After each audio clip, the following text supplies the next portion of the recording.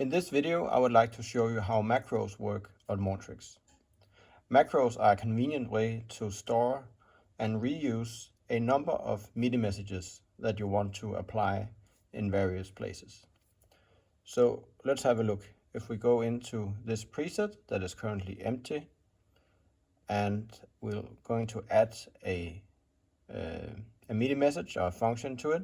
Here we have the option macro. If we select that, we currently have no macros to choose from, but we can create a new one very easily, and we can edit it, and let's just call this first macro.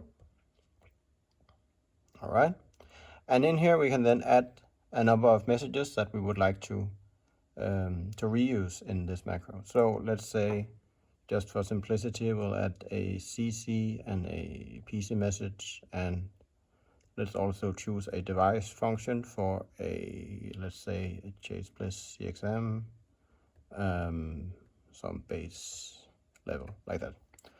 Let's say this is our macro and the messages that we are interested in reusing.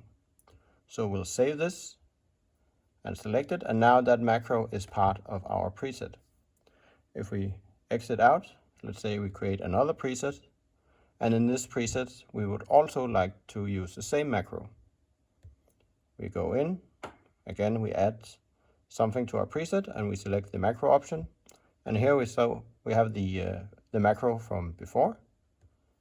We can select that, and that is now added to both our presets. Now, macros are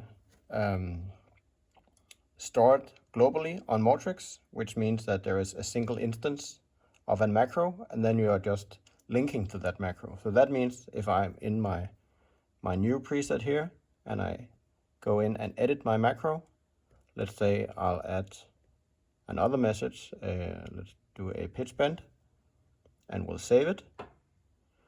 So that macro is now saved, and because we are using the same macro in both presets, if I go into my first preset and look into the macro, we can see I have the new message here as well, because it's actually the same macro being used in both places.